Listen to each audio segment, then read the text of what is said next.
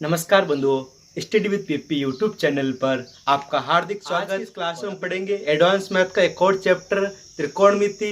इससे पहले हमने त्रिकोणमिति का ही पार्ट जिसको ऊंचाई दूरी हाइट एंड डिस्टेंस के नाम से जाना जाता है वो हमने पहले पढ़ लिया और उसी की सहायता से हम इस चैप्टर को करने का प्रयास करेंगे। वही रेशियो, उन्हीं रेशियो की सहायता से उस टेबल को कैसे बनाना है, उनसे बनने वाले फॉर्मूले कैसे याद रखने हैं, उन सब के बारे में हम इस वीडियो में विस्तार से चर्चा करेंगे। देखिए, इस चैप्टर का नाम है त्रिकोणमिति।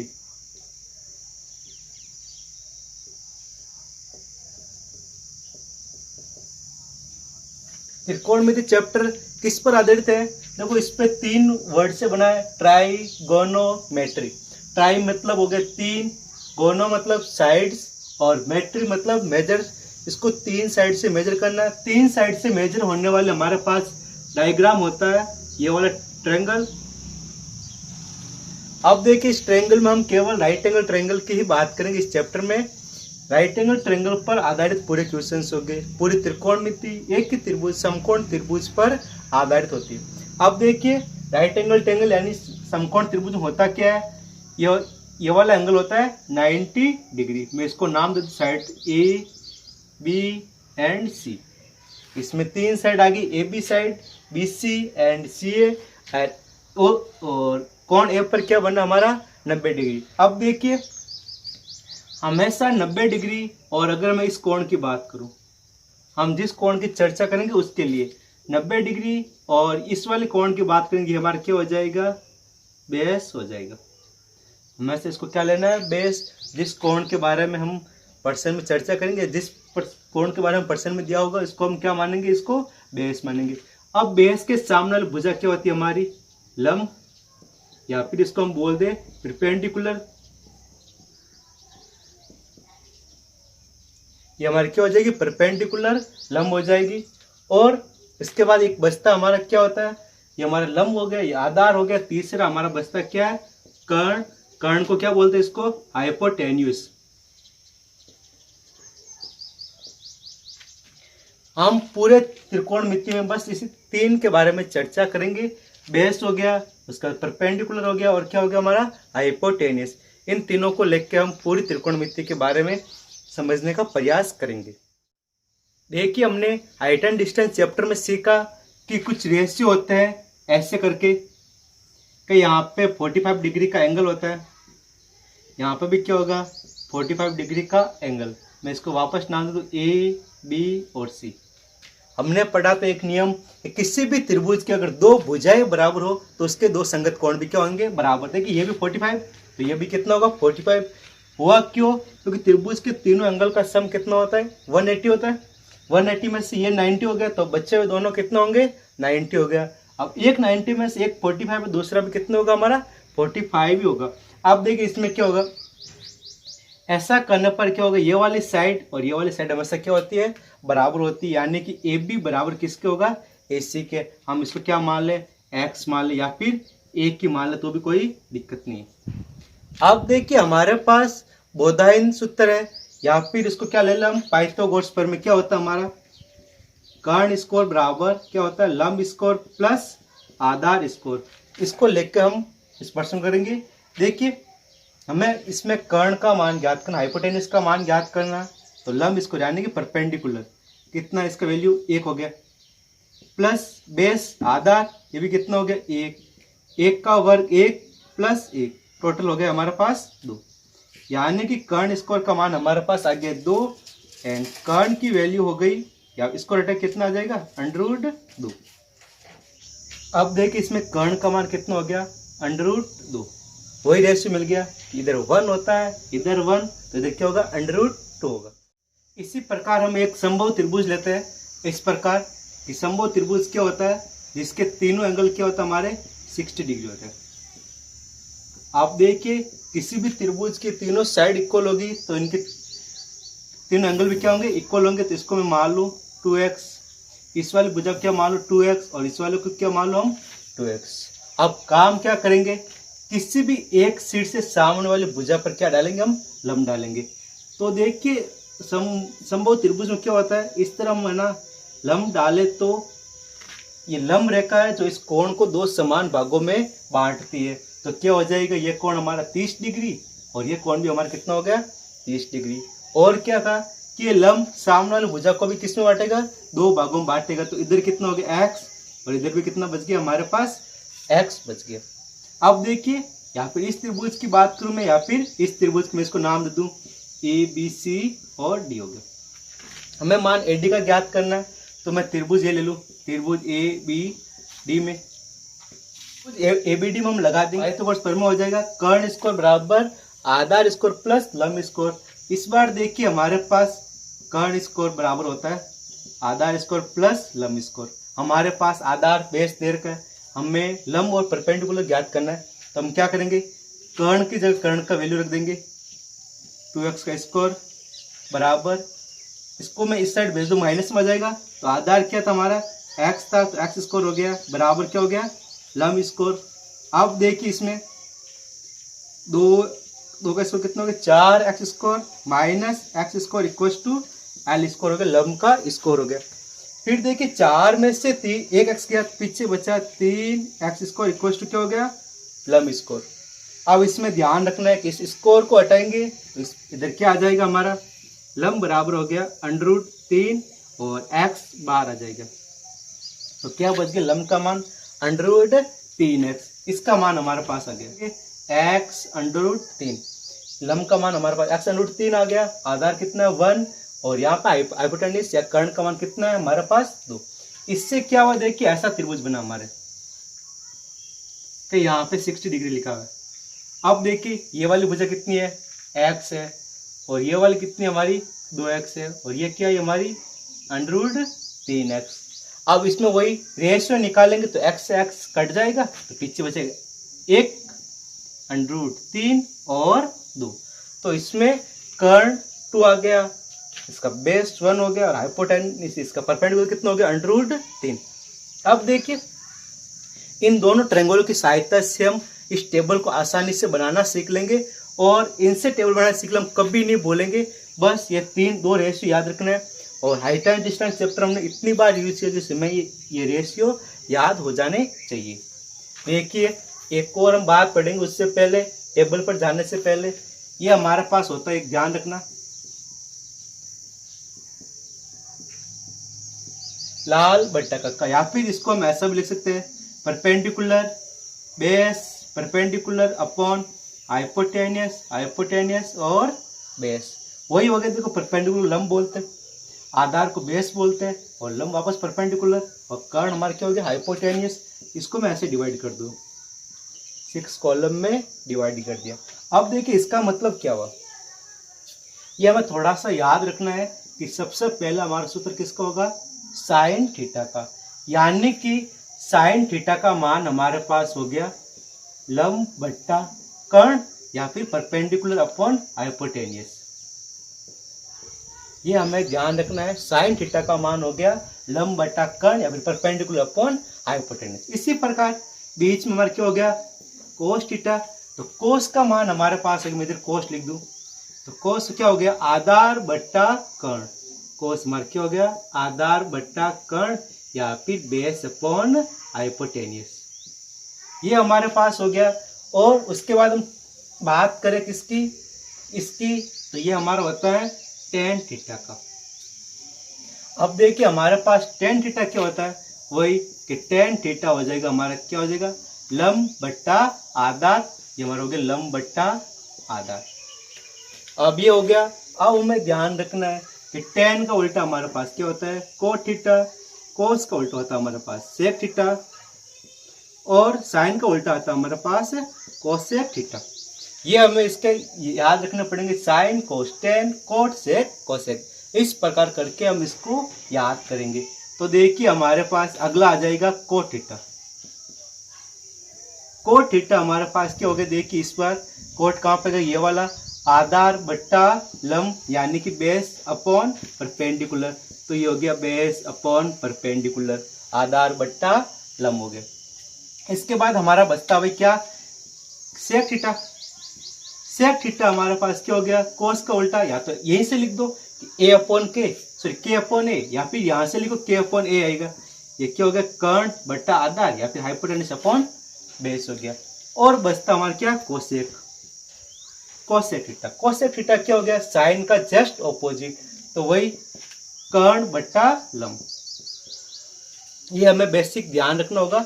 इन्हीं बेसिक की सहायता से हम त्रिकोणमिति के बहुत सारे फॉर्मूले बनाना सीख लेंगे और टेबल बनाना और टेबल को कैसे यूज लेना वो भी हम इन्हीं की सहायता से सीखने का प्रयास करेंगे। देखिए हमारे पास मैंने ऐसी टेबल बना ली और वही 3 रेशियो वापस लिख दिया। अब देखिए रेशियो हमने इस वाला देखो, इसमें हमने 60 वाला रेशियो भी बनाया था कि यहाँ पे 1 था, तो यहाँ पे हाइपोटेनस कर्ण का मान 2 आया और परपेंडिकुलर का मान क्या है, 3 है। अब मैंने इस ट्रायंगल को घुमा दिया, इससे क्या हम करने में आसानी होगी और अदरवाइज हम इसी ट्रायंगल की सहायता से इसको कर पाएंगे। देख लेना, हम इसी ट्रायंगल की सहायता से कर लेंगे, इसकी जरूरत भी नहीं पड़ेगी। ये दोनों वैसे सेम है, मैंने इसको 30 लिख दिया, तो 30 वाला लाइन क्या होगी, √3, हाइपोटेनस वही रहा, और 60 वाला लाइन क्या होगी हमारे पास, 1 होगी। अब देखिए हमारे पास पहले हम इस ट्रायंगल की बात करें 45 एंगल से कैसे करना। देखिए हम साइन ले रहे हैं, तो साइन 45, हमें साइन 45 का मान ज्ञात करना है। अभी मैं 45 को केवल थीटा पुट कर रहा हूँ, जो भी वैल्यू है किसकी आएगी, साइन 45 की आएगी। देखिए अभी हमने पढ़ा ये LL बट्टा कक्का से, या फिर वही अभी देखिए हमने पढ़ा था लाल बट्टा कक्का से, क्या मान हमारे पास क्या होता है, लंब बट्टा कर्ण होता है। क्या होता है, साइन का मान लंब बट्टा कर्ण, तो यहाँ पे देखिए लंब बट्टा कर्ण। अब एंगल क्या ले रहे हैं, 45। एक बात हमेशा ध्यान रखना, इस वाले एंगल की बात करूँ नीचे वाले, चाहे कोई भी एंगल हो, 45 में कोई दिक्कत नहीं है, लेकिन इसमें हो सकती है। तो क्या करना है, जो एंगल ले रहे हैं उसके सामने हमेशा क्या होता है, इसका परपेंडिकुलर होता है या फिर लंब होता है, ये हमें ध्यान रखना। तो इसमें देखिए परपेंडिकुलर कितना हो गया हमारा, 1 हो गया, अपॉन कर्ण, कर्ण कितना है हमारे पास, √2, इसलिए हमारे पास साइन 45 का मान हमारा कितना आ गया, 1 बट्टा √2। अब देखिए अगला वैल्यू हमारे पास क्या होगी, कोस थीटा या फिर कोस 45। अब देखिए कोस 45 क्या होता है हमारा, देखिए बीच वाली लाइन बेस अपॉन हाइपोटेनस या फिर आधार बट्टा कर्ण। तो देखिए इसमें आधार क्या होगा, आधार हमेशा होता है जिस एंगल की बात करें और 90 डिग्री इसके बीच वाली भुजा होती है, इसको क्या बोलते हैं हम, आधार बोलते हैं। तो आधार का मान इसमें क्या हो गया हमारा, वापस 1 हो गया। देखिए भाई आधार का मान कितना हो गया, 1, और इसमें वापस कर्ण का मान हमारे पास कितना हो गया, √2। तो हमारे पास देखिए cos 45 की वैल्यू भी कितनी आ गई, 1 बट्टा √2। अब देखिए आगे हमारे पास आता है tan 45। tan 45 हमने पढ़ा इस लाल बट्टा कक्का से या फिर इस वाले से परपेंडिकुलर अपॉन बेस। तो इसमें देखिए परपेंडिकुलर मतलब लंब, लंब का मान हमारे पास कितना है, 1 है, और बेस कितना है, ये भी हमारे पास कितना है, आधार भी 1 हो गया, ये लंब भी क्या हो गया, 1, तो 1 बट्टा 1 बराबर क्या हो गया हमारे पास 1। इसलिए क्या हो गया, tan 45 का वैल्यू कितनी होगी हमारे पास, 1 हो गई। अब आगे देखिए हमारे पास आता है कोट 45। अब या तो कोट को ऐसे निकालो कि आधार बट्टा लंब, यहाँ पे एक बार लिख दूं मैं, कोट 45 क्या होता है हमारा, आधार बट्टा लंब। अब देखिए आधार इसमें कितना, 1 है, और लंब भी कितना है, 1 है, तो क्या हो गया 1 बट्टा 1, 1 बट्टा 1 मतलब क्या हो गया हमारे पास 1। या फिर हम इतना नहीं लिखे तो सीधा लिख सकते हैं कि tan का उल्टा क्या हो गया, कोट। यहाँ पे हमने सीखा था, यहाँ पे हमने ये भी सीखा था कि कोस का उल्टा क्या होता है हमारे पास, सेक होता है, आधार बट्टा कर्ण, तो सेक का क्या हो जाएगा, कर्ण बट्टा आधार। देखिए कर्ण बट्टा आधार करेंगे तो इस गुण का क्या होगा, उल्टा हो जाएगा, तो क्या होगा हमारे पास √2 बट्टा 1 मतलब √2 ही होगा। और कोसेक, कोसेक उल्टा होता है किसका, हमारा साइन का, साइन का उल्टा हो रहा है तो इसका मान कितना, 1 बट्टा √2, तो कोसेक 45 का मान क्या हो जाएगा, √2 बट्टा 1, यानी कि √2 इसका क्या होगा, वैल्यू हो गया। आई बात सुन। अब देखिए हमने ये तो कर लिया, अब हम बात कर ले 60 डिग्री वाले की। 60 डिग्री वाले के लिए क्या करेंगे हम, वही फॉर्मूला तो सेम ही रहना हमारे। तो देखिए एक बार मैं यहाँ पे बात करूँ साइन 60 की, साइन 60 मतलब सूत्र तो वही लगना है कि आधा लंब बट्टा कर्ण। तो अब देखिए अब 45 एंगल वाले ये त्रिभुज काम ले लेंगे हम, ये वाला त्रिभुज काम लेंगे, ये हमारा क्या हो गया, त्रिभुज हो गया। और त्रिभुज के सामने हमेशा देखिए ये हमारा क्या हो गया 60 डिग्री हो गया, और 60 डिग्री के सामने वाली भुजा हमेशा क्या होती है हमारी लंब होती है। आप देखिए इसमें लंब का मान कितना हो गया √3, और हमारे पास ये क्या है कर्ण है, तो कर्ण कितना हो गया 2। तो देखिए sin 60 का मान कितना हो गया लंब बट्टा कर्ण, लंब का मान हमारे पास कितना है √3 बट्टा क्या हो गया 2, यानी कि sin 60 का मान यहाँ पे कितना आ जाएगा √3 बट्टा 2। उसी प्रकार आगे हम बात करेंगे किसकी भाई cos 60 की। देखिए दोस्तों cos 60 क्या होता है हमारा सूत्र वही आधार बट्टा कर्ण। तो इसमें देखिए 60 डिग्री वाला ट्रायंगल लेना, इसमें आधार क्या होगा वही कि 90 डिग्री और 60 डिग्री के बीच वाली भुजा हमारे क्या होगा आधार होगा। अब देखिए आधार इसमें क्या हो गया 1 हो गया, आधार तो हमारे क्या हो गया 1, और हाइपोटेन्यूज कर्ण कितना हो गया हमारे पास कितना 2।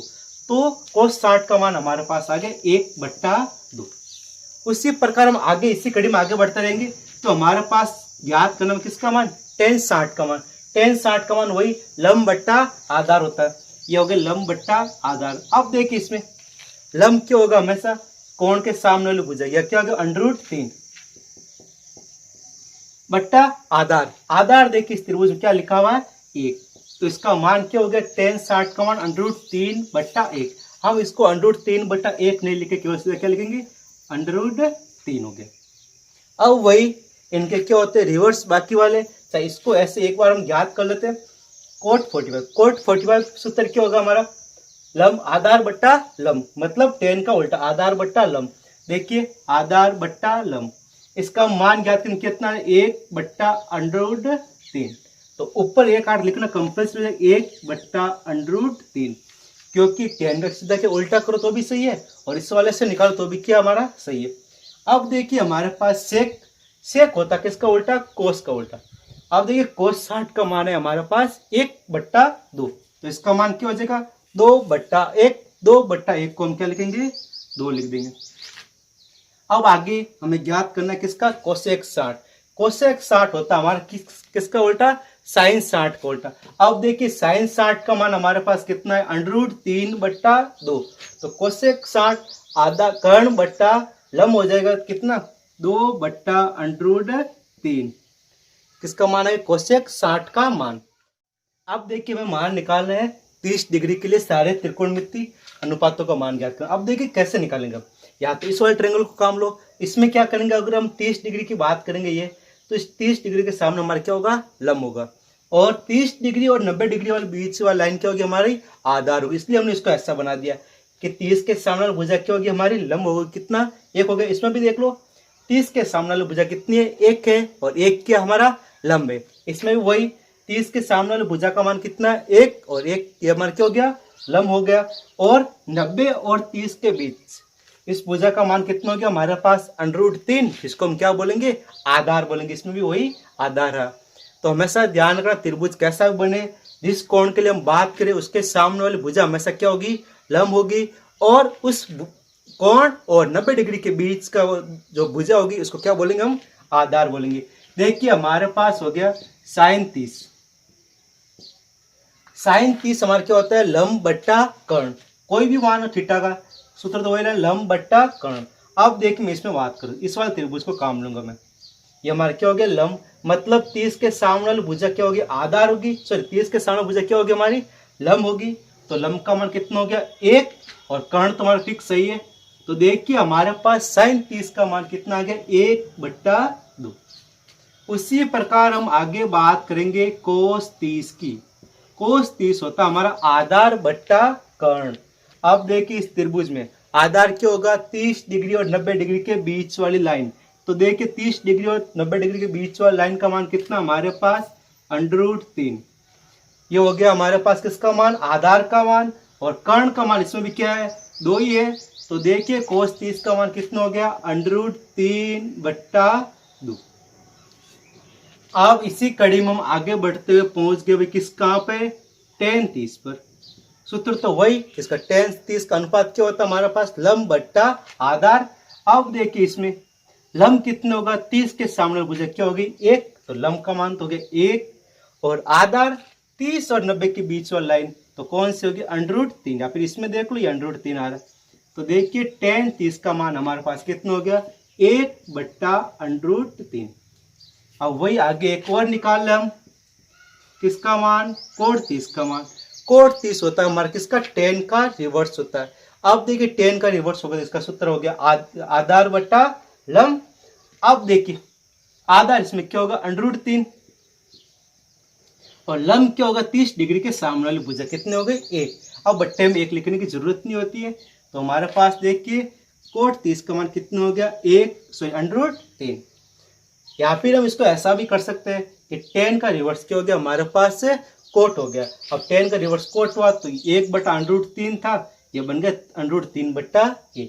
उसी प्रकार sec किसका उल्टा होता है, हमने कितनी बार पढ़ लिया, cos का उल्टा होता है। तो cos का मान होता है √3/2, तो इसका मान हो जाएगा हमारे पास 2/√3। अब आगे इसी कड़ी में बढ़ते हुए हम आ जाएंगे sin 30 पर। अब देखिए sin 30 का मान होता है हमारे पास 1/2, तो cosec 30 का मान हो जाएगा हमारे पास 2/1, इसको हम लिख देंगे केवल 2। अब देखिए इस प्रकार हमने 30 डिग्री का मान निकाल दिया, 45 डिग्री का निकाल दिया, 60 डिग्री का निकाल दिया। अब बचा हुआ 0 डिग्री का। अब 0 डिग्री के लिए हमें ध्यान रखना, त्रिभुज को इस प्रकार एडजस्ट करना कि ये वाला कोण हमारे पास क्या बन जाए, 0 डिग्री। और दूसरी बार आएगा कि 90 डिग्री, तो यहाँ पे एंगल कितना आना चाहिए, 90 डिग्री। तो उसको कैसे करेंगे अभी एक बार समझेंगे। अब देखिए हम पहले बात करेंगे 0 डिग्री की। मान लीजिए कि हमारे पास ऐसा त्रिभुज था, आई बास में ये हमारे क्या हो गया, आधार हो गया, ये हमारे क्या हो गया, कर्ण हो गया।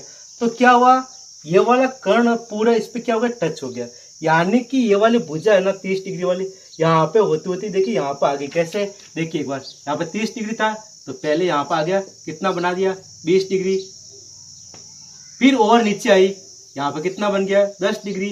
फिर और नीचे आई, पूरा एक इस पे आगे सपोर्ट। अब देखिए दो लाइन पूरी एक दूसरे पर आगे, मतलब इनके बीच का एंगल कुछ भी नहीं है, कितना हो गया, 0 डिग्री। देखिए पहले मान लो भुजा कितनी थी हमारी, ए बी सी।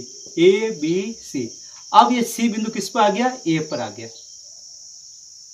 किस पर आ गया, सी बिंदु हमारा किस पर आ गया, ए पर आ गया। तो इसमें देखिए कर्ण हमारा कितना, देखिए बीसी था, कर्ण हमारा था बीसी, और आधार हमारा क्या था, ए बी था। अब इसमें क्या हुआ, अगर 0 डिग्री हो गई तो कर्ण पूरा किस पर आ गया, आधार पर आ गया। तो क्या हुआ, कर्ण और आधार क्या हो गए, बराबर हो गई। हमें ध्यान रखना, कर्ण बराबर क्या हो गया, हमारा आधार हो गया। अब देखिए लंब का मान, अब आप ही बताइए कि दो भुजा पूरी एक दूसरे पर आ गई, तो इनके बीच का गैप तो कुछ भी नहीं रहा, तो लंब का मान हमारे पास कितना हो गया, 0 हो गया। ये हमें ध्यान रखना है कि कर्ण और ये हमारे क्या, आधार तो हो गया बराबर, और लंब का मान हमारे पास कितना हो गया, 0 हो गया। अब देखिए हमारे पास साइन 0 की बात करनी है, साइन 0 डिग्री। अब देखिए साइन का सूत्र अभी हमने पढ़ा क्या था, लंब बट्टा कर्ण। अब देखिए यहाँ पे लंब का मान कितना, देखिए लंब बट्टा कर्ण लिख दो एक बार। लंब का मान हमारे पास इधर लिखा हुआ क्या, 0 डिग्री, आई बात समझ में। और कर्ण का मान हमारे पास कुछ भी हो, यहाँ पे लिख दूं मैं के। और हम जानते हैं कि 0/समथिंग इक्वल टू 0। 0 में किसी भी नंबर को डिवाइड करेंगे तो हमारे पास इसका वैल्यू कितना आएगा, 0 ही आएगा। आगे बढ़ते इसी कड़ी में हम निकालते हैं cos 30 का मान, सॉरी cos 0 डिग्री का मान। cos का सूत्र आधार बट्टा कर्ण, देखिए आधार बट्टा कर्ण। अभी हमने पढ़ा आधार इक्वल टू क्या होगा, किसके, कर्ण के होगा। तो ये क्या बन गया हमारा, k बट्टा k। अब दोनों क्या बराबर, k से कट गया, पीछे क्या बच गया, 1। यानी कि cos 30 की वैल्यू हमारे पास कितनी आ गई, 1 आ गई। आई बात मुझे। इसी प्रकार हम निकालेंगे tan 0 डिग्री। अब tan का सूत्र होता है हमारे पास लंब बट्टा आधार। मैं एक बार लिख दूं कि लंब बट्टा आधार। अब यहाँ पे गौर से देखना कि लंब का मान हमारे पास 0 है, बट्टे में आधार लिखना है। 0/समथिंग इक्वल टू क्या होगा, हमारे पास 0 हो जाएगा। आगे की कड़ी में cot 30 डिग्री क्या होगा, आधार बट्टा लंब। अब इसमें क्या ध्यान रखना है कि आधार तो ऊपर कुछ भी वैल्यू हो, बट्टे में लंब का मान 0 हो, तो क्या होगा, किसी भी संख्या में 0 का भाग देने पर उसका मान क्या होता है, अनिर्धारित। या फिर इसको क्या बोलते हैं हम, अनंत बोलते हैं। अनंत का साइन हो गया, अनिर्धारित होगा, इनफाइनाइट होगा। क्या होगा, क्योंकि नीचे अपोन में क्या होगा, 0। हमने परिमेय संख्या में पढ़ा कि अपोन में 0 कभी नहीं आता। क्यों नहीं आता, यही रीजन है कि अपोन में 0 आ जाएगा तो वैल्यू क्या हो जाएगी, अनिर्धारित हो जाएगी। यहाँ पे क्या हो गया, अनिर्धारित या फिर इनफाइनाइट हो गया। अब देखिए हमारे पास कोट आ गया, आगे बचता है सेक थीटा और सेक 0। सेक का सूत्र क्या होता है, कोस का उल्टा, कर्ण बट्टा आधार। अब देखिए यहाँ पे कर्ण और आधार क्या है, बराबर है, तो सेम को सेम से भाग देंगे, पर क्या आता है हमारे पास, 1 आता है, क्योंकि एक को ए से 1 क्या हो जाएगा, कट जाएगा, तो हमारे पास क्या बचेगा, केवल 1 बचेगा। आगे हमारे पास लास्ट वैल्यू बची है किसकी मान, कोस 0 degree, cosec 0 degree. Cosec 0 degree यानी साइन का ऑपोजिट क्या होगा, कर्ण बट्टा आधार, कर्ण बट्टा लंब हो गया। अब देखिए यहाँ पे कर्ण का मान तो कुछ होगा लेकिन आधार का मान कुछ नहीं होगा, यानी कि 0 होगा। और किसी भी संख्या को 0 से डिवाइड करने पर उसका मान क्या होता है, इनफाइनाइट होगा, अनिर्धारित आएगा। इस प्रकार हमने 0 डिग्री वाली लाइन भी कर ली। एक बार वापस समझना कि हमने ऐसा त्रिभुज ये बराबर कैसे, अब देखिए ये हमारा 60 डिग्री था, यहाँ पे 30 डिग्री था। अब ये धीरे धीरे क्या हुआ कि ये वाली पूरी भुजा, इस त्रिभुज का नाम दूं मैं ABC, ये वापस AB था हमारा। ये क्या होता है, पूरी वाली ये पूरी भुजा पहले यहाँ पे आई, फिर यहाँ पे आई, फिर यहाँ पे आई, फिर यहाँ पे आई, यहाँ तक आते थे पूरा C बिंदु किस पर आ गया, A पर आ गया। तो देखिए C बिंदु A पर आ गया, ये B बिंदु अपनी जगह रहा। और हम जानते हैं कि AC हमारा क्या था, लंब था। अब देखिए A और C दोनों एक ही पॉइंट पर आ गए, एक ही पॉइंट पर आ गए, मतलब इन दोनों के बीच का गैप तो कुछ भी नहीं रहा, तो कुछ भी नहीं रहा, तो लंब का मान हमारे पास कितना आ गया, 0 आ गया। उसी प्रकार क्या हुआ हमारे पास कि भाई कर्ण था, कर्ण पूरा ऊपर था, पता नहीं कुछ वैल्यूज थी, वो धीरे धीरे रोटेट करता नीचे आया, नीचे आया, पूरा किस पर आ गया, AB पर आ गया। कुछ भी ज्यादा बड़ा नहीं, कुछ भी कम नहीं, तो क्या हो गया, कर्ण और हमारा क्या हो गया, आधार क्या हो गया, बराबर हो गया। इसलिए इसको हमने इस प्रकार करके 0 डिग्री का मान ज्ञात किया। इसी प्रकार हम करेंगे 60 डिग्री वाला मान। देखिए कैसे करेंगे, अभी एक बार देखना कि ऐसा कि हमारे पास त्रिभुज है कि यहाँ पर कुछ भी कोण है 30 डिग्री का। अब क्या होगा, ये वाली लाइन धीरे धीरे पास आएगी, क्योंकि हमें 90 डिग्री बनाना है इस पॉइंट पर। इस पॉइंट पर 90 बनाने के लिए क्या करेंगे, इसको धीरे धीरे जैसे जैसे क्लोज लेकर आएंगे, इस एंगल का मान बढ़ता जाएगा। मान लीजिए कि अभी यहाँ पे कितना है, 60 डिग्री। अब देखिए और पास आया, यहाँ पे कितना हो गया, 80 डिग्री हो गया। और पास आया तो यहाँ पे कितना बन गया, 85 डिग्री। और पास आएगा, धीरे धीरे करके क्या होगा, ये एकदम इसी पॉइंट पर आ जाएगा, यहाँ पर कुछ भी नहीं बचेगा। ये हमारा क्या था, AB और C भी इसी पॉइंट पर आ गया। देखिए ABC, यहाँ पर भी ABC, C पॉइंट और नजदीक आया, और नजदीक आया, नजदीक नजदीक आते हुए पूरे B पॉइंट पर आ गया। ऐसा था हमारा, देखिए क्या था, पहले कुछ बड़ा एंगल था, धीरे एक धीरे कम हुआ, जैसे जैसे पास आता गया, जैसे C बिंदु A पॉइंट के B पॉइंट के पास आता गया, ये कम होता गया, कम होता गया, कम होता गया, कम होता गया। और लास्ट में एक कंडीशन ऐसी आई कि B पॉइंट और C पॉइंट एक ही बिंदु पर लोकेट हो गए, जिससे क्या हुआ, BC का मान हमारे पास कितना हो गया, 0 डिग्री हो गया। आई बात समझे, BC का मान हमारे पास कितना हो गया, 0 डिग्री। और साथ में AB बराबर क्या हो गया, AC हो गया। AB बराबर क्या हो गया, AC। अब देखिए ये 60 वाला एंगल किसमें चेंज हो गया, 90 डिग्री में चेंज हो गया। तो इसके सामने भुजा मतलब AB हमारा क्या हो गया, कर्ण हो गया, सॉरी AB हमारा क्या हो गया, लंब हो गया, और AC क्या हो गया, कर्ण हो गया। और BC, देखिए BC क्या था, आधार था। ये आधार धीरे धीरे धीरे धीरे कम होता कम होता कम होता, लास्ट में कितना हो गया, 0। यानी कि आधार की वैल्यू हमारे पास कितनी हो गई, 0 हो गई।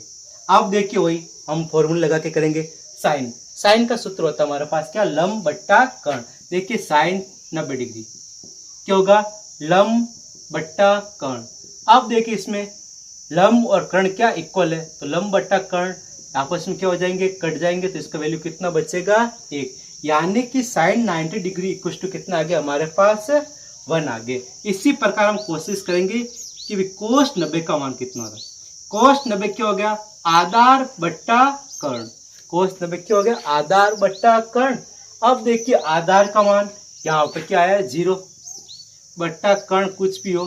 अब 0 अपॉन समथिंग इक्वल टू 0, यानी कि कोस 90 की वैल्यू कितनी आ गई हमारे पास, 0 डिग्री।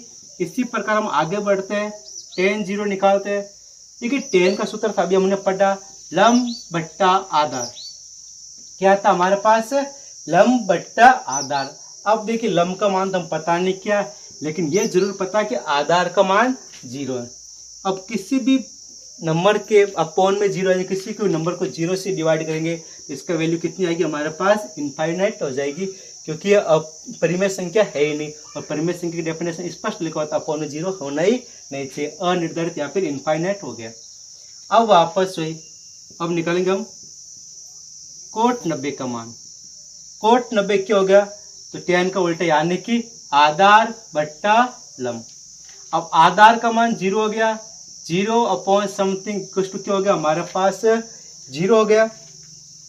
आगे बढ़ते इसी कड़ी में हमारे पास आएगा सेक 90 अब सेक 90 सेक सूत्र किसका होता है, कोस का उल्टा, क्या हो जाएगा कर्ण बट्टा आधार।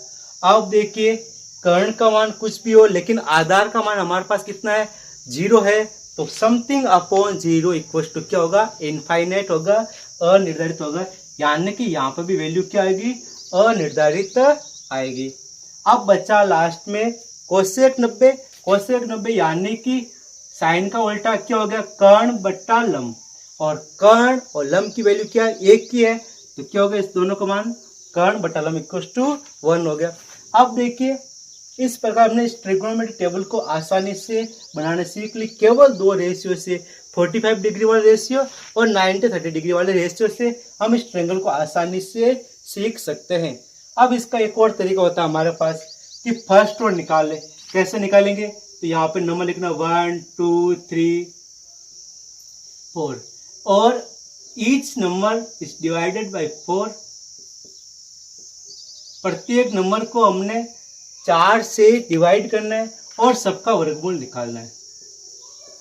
देखिए सबका वर्गमूल निकाल लिया। अब यहाँ पे पहला तो 0 अपॉन समथिंग इक्वल टू क्या हो गया, 0 हो गया। अब देखिए आप 1/4 का हम क्या करेंगे, अंडर रूट निकालेंगे, तो 1 का वर्ग तो क्या बच गया 1, और 4 का वर्ग हमारे पास क्या बच गया, 2 बच गया। आई बात में तो 1/2 आ गया। अब यहाँ पे लिखा है 2/4, पहले इसको हल कर लेंगे तो हमारे पास क्या आ जाएगा 1/2। अब देखिए 1 का वर्ग तो क्या हो गया 1, और बट्टे में 2, इसका वर्ग क्या हो गया √2। आगे आइए, आगे लिखा है √3/4, √3 का वर्ग क्या हो गया √3, 4 का वर्ग हमारे पास कितना हो गया 2। इस प्रकार इसकी वैल्यू कितनी आ गई √3/2, और यहाँ पे 4/4 = 1 एंड स्क्वायर रूट ऑफ 1 = 1। तो हमारे पास sin 90 की वैल्यू कितनी आ गई 1 आ गई। अब देखिए cos थीटा वाला, इसका क्या होगा, इसको यहाँ पे लिखना है, मतलब sin 90 की वैल्यू cos 0 के बराबर, ये वाली वैल्यू यहाँ पे रखनी है, फिर ये वाली वैल्यू यहाँ पे, ये वाली वैल्यू यहाँ पे, ये वाली, और इसको ऐसे रिवर्स कर लेना, तो इससे क्या होगा दोनों लाइन बन गई। अब आगे इसमें tan में ध्यान रखना है, क्या होगा tan, हम आगे पढ़ेंगे कि tan का सूत्र होता है साइन बट्टा कोस। तो देखिए साइन बट्टा कोस करेंगे, 0/1 = 0 हो गया। अब यहाँ पे देखिए 1/2 को हम डिवाइड करेंगे √3/2 से, 2 से 2 कैंसिल आउट हो गया, तो पीछे क्या बच गया 1/√3। यहाँ पे हम 45 के लिए डिवाइड करेंगे 1/√2/1/√2 इक्वल टू क्या हो गया हमारे पास 1 हो गया। इसी प्रकार हम आगे बढ़ते हैं। अब देखिए √3/2 को डिवाइड करेंगे हम 1/2 से, तो क्या होगा 2 से 2 कैंसिल हो जाएगा, तो हमारे पास क्या बचेगा tan 60 का मान √3, और tan 90 का मान अभी हमने पढ़ा 1/0 समथिंग अपॉन 0 इक्वल टू क्या हो गया इनफाइनाइट। ऊपर 0/0 नहीं बोलना, मतलब 1/0 2/0 कुछ भी हो तो हमारे पास का मान क्या आएगा अनंत आएगा। अब वापस वही tan का रिवर्स क्या होता है कोट होता है, तो यहाँ पे ये 0 हो गया, √3 हो गया, फिर यहाँ पे 1 का 1 हो गया 1/√3, और 0 का 0 हो गया। और हमने पढ़ा स्टार्टिंग चैप्टर में क्या कि सेक थीटा किसका उल्टा था, कोस का उल्टा, तो 1 का उल्टा 1, √3/2 का उल्टा 2/√3, 1/√2 का उल्टा √2, 1/2 का उल्टा 2, और 0 का उल्टा में से क्या होता है अनिर्धारित होता है, अनंत होता है। इसी प्रकार कोसेक 0 का उल्टा अनिर्धारित, 1/2 का उल्टा 2 हो गया, 1/√2 का उल्टा √2, √3/2 का उल्टा 2/√3, 1 का उल्टा क्या हो गया 1 हो गया। इस प्रकार इस टेबल को हम दोनों ही तरीकों से आसानी से बनाना सीख सकते हैं। आप एक बार ट्राई करना। आज के लिए बस इतना ही। जय हिंद, जय भारत।